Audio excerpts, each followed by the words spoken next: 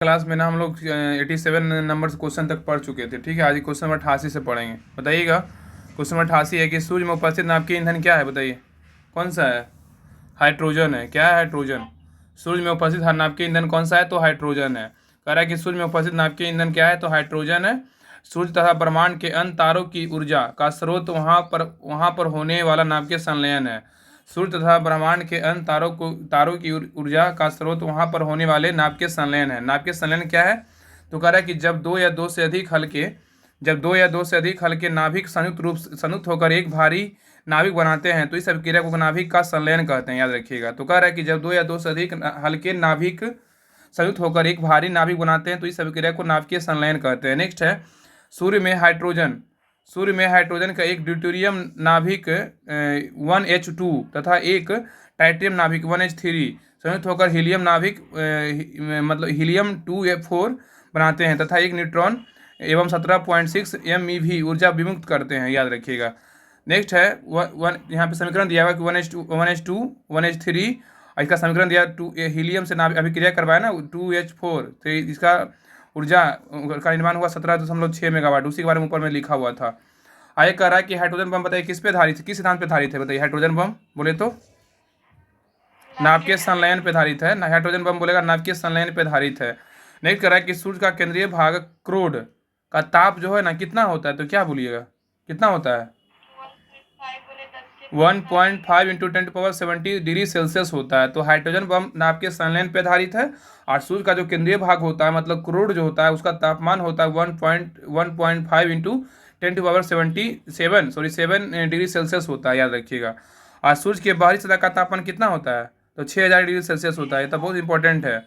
सूर्य के बाहरी सतह का तापमान कितना होता है? 6000 डिग्री सेल्सियस होता है। और सूर्य के प्रकाश को पृथ्वी तक पहुंचने में कितना सेकंड लगता है? तो क्या होगा?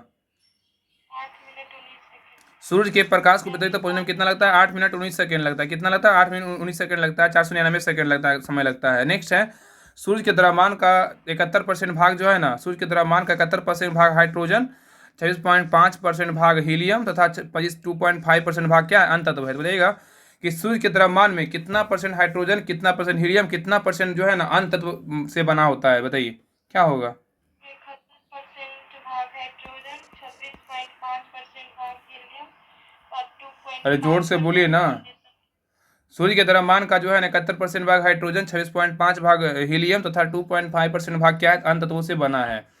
नेक्स्ट पे ये कह रहा है कि क्वेश्चन 89 कह रहा है कि निम्नलिखित में से 89 नंबर निम्नलिखित में से कौन जैव मात्रा ऊर्जा का स्रोत नहीं है? क्या होगा? बताइए।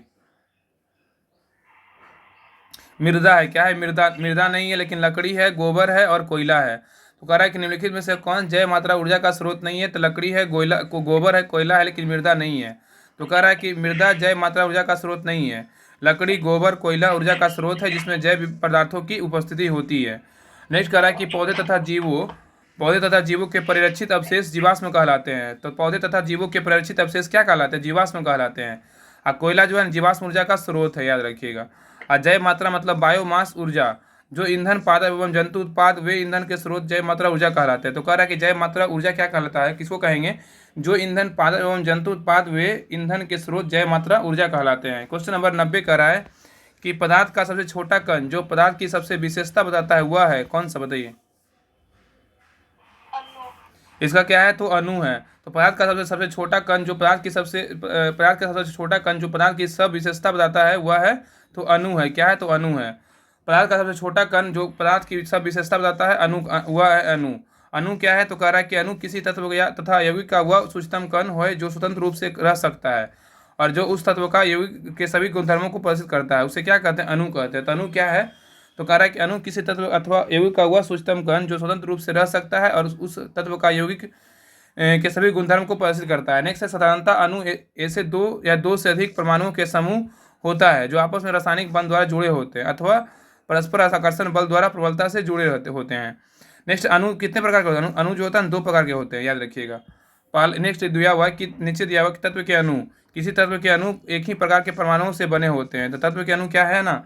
पहला अणु दो प्रकार के होता है, तत्व के अणु है, दूसरा यौगिक के अणु है। तो कहला कि तत्व के अणु क्या है? तो किसी तत्व के अणु एक ही प्रकार के परमाणुओं से बने होते हैं। उदाहरण में क्या है? तो हाइड्रोजन का अणु H2 हाइड्रोजन के दो परमाणु से मिलकर बना होता है। याद रखिएगा। और नेक्स्ट कह रहा है कि यौगिक के अणु क्या है, तो जब एक से अधिक तत्वों के परमाणु परस्पर मिलकर सूक्ष्म स्वतंत्र कणों से निर्माण करते हुए, तो ये कण जो है ना यौगिक अणु कहलाते हैं। तो यौगिक अणु किसको बोलेंगे, तो जब एक से अधिक तत्वों के परमाणु परस्पर मिलकर सूक्ष्म स्वतंत्र कणों का निर्माण करते हैं, तो ये कण यौगिक के अणु कहलाते हैं। उदाहरण में क्या है, तो मीथेन CH4 का प्रत्येक अणु कार्बन के 1 परमाणु तथा हाइड्रोजन के 4 परमाणु से बना होता है। तो कह रहा है कि मीथेन का प्रत्येक अणु जो होता है कार्बन के 1 परमाणु तथा हाइड्रोजन के 4 परमाणु से बना होता है। आगे कह रहा है तत्व क्या है, तो तत्व वह मौलिक पदार्थ है जिसमें किसी भी यौगिक का या रासायनिक विधि द्वारा ना तो दो या दो से अधिक समर्था विभिन्न गुणों वाले पदार्थों से विभाजित किया जा सकता है, और ना ही दो या दो से अधिक पदार्थों के बीच संयोग कराया संश्लेषित किया जा सकता है। तो कह रहा है ना कि तत्व क्या है, कि तत्व वह मौलिक पदार्थ है जिसे किसी भी भौतिक या रासायनिक विधि द्वारा ना तो दो या दो से अधिक सर्वथा भिन्न गुण वाले पदार्थों में विभाजित किया जा सकता है, और ना ही दो या दो से अधिक पदार्थों के बीच संयोग कराकर संश्लेषित किया जा सकता है। आगे कह रहा है कि पदार्थ जो एक ही प्रकार के परमाणु से मिलकर बना होता है उसे क्या कहते हैं, तत्व कहते हैं। पदार्थ जो एक ही प्रकार के परमाणु से मिलकर बना होता है उसे क्या कहते हैं, तत्व कहते हैं। उदाहरण में क्या है कि ऑक्सीजन O2 ऑक्सीजन के 2 परमाणुओं से मिलकर बना होता है। आगे कह रहा है पृथ्वी पर पाए जाने वाले प्रमुख मुख्य तत्व कौन कौन है, तो तत्व है भूपटल में दिया हुआ है। तो ऑक्सीजन में कितना पाया जाता है, बताइए ऑक्सीजन कितना % पाया जाता है पृथ्वी पर मुख्य तत्व। 46.71%। हाँ, ऑक्सीजन तत्व है 46.71% पाया जाता है।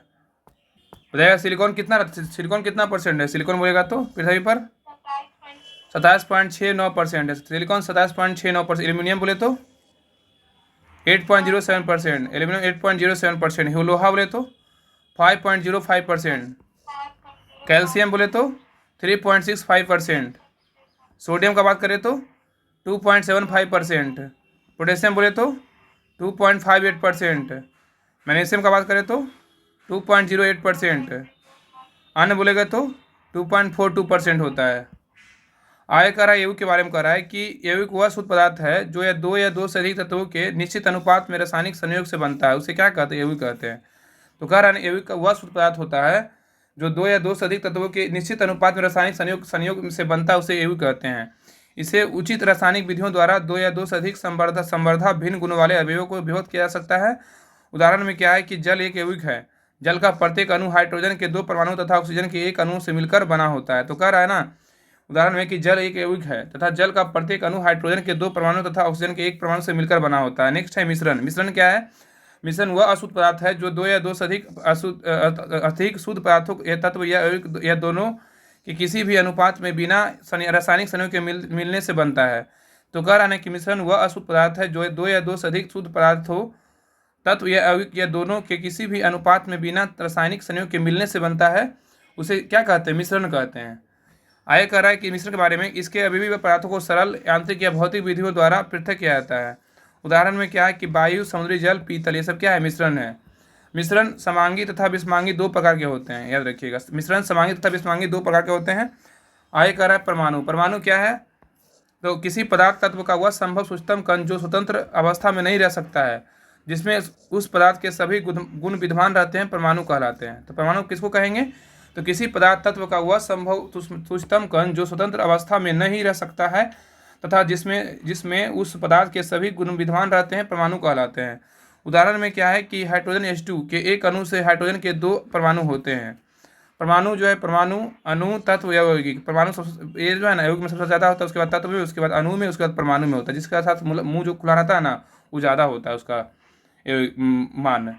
आगे कह रहा है कि सूर्य के द्रव्यमान का 71% भाग हाइड्रोजन, 26.5% भाग हीलियम और 2.5% भाग अन्य तत्वों का बना होता है। तो ये तो पहले पढ़ चुके थे। सूर्य के द्रव्यमान का जो है ना 71% भाग क्या होता है, हाइड्रोजन, और 26.5% भाग क्या होता है, हीलियम होता है। 2.5% भाग क्या होता है, अन्य तत्वों का बना होता है। क्वेश्चन नंबर 91 कह रहा है कि किसी भी आवृत्ति 91 बोल रहा है किसी भी आवृत्ति बारंबारता श्रेणी माध्यम का अवलेखनीय विधि निकालने के लिए सहायता ली जाती है, किसकी, ये तोरण का लिया जाता है, तोरण का याद रखिएगा। तो कह रहा है किसी आवृत्ति बारंबारता सारणी की माध्यिका को आलेखीय विधि से निकालने के लिए सहायता ली जाती है, तोरण की लिया जाता है। किसका, तोरण की। ये तो एक तरह से मैथ का क्वेश्चन है, इसको आने दीजिए, आगे बढ़ते हैं। इसको ना एक बार देख लीजिएगा खुद, ठीक है ना। देखिए इसमें जो आगे बढ़ते बारंबारता दिया हुआ है, देख रहे हैं 12 मार्क्स क्वेश्चन पूछा हुआ है। इसमें मैथ का क्वेश्चन दिया हुआ है, सारा मैथ का है, 95 96 मैथ का है, 96 सारे लगता है लास्ट में मैथ का क्वेश्चन दिया हुआ है, ठीक है ना। सारे मैथ का क्वेश्चन जो है ना बना लीजिएगा, ठीक है। 94 है। 94 है, कहाँ है 94? हाँ 94 है, ये भी है ना, तो गुना मैथ क्वेश्चन है ना, उसको भी मानेंगे। बताइए अच्छा 94 बताइए, बताइए 94 कह रहा है ना कि मैथ मैथ देख लीजिएगा इसको, पीडीएफ ना अपने टेलीग्राम पे ना चैनल पे डाल दिए पीडीएफ, पूरा फुल पीडीएफ डाला हुआ है टेलीग्राम चैनल पे निकाल अथी कर लीजिएगा। आज के लिए यहीं तक, नेक्स्ट सेट जो है ना कल देखेंगे, नेक्स्ट प्रैक्टिस सेट। इसका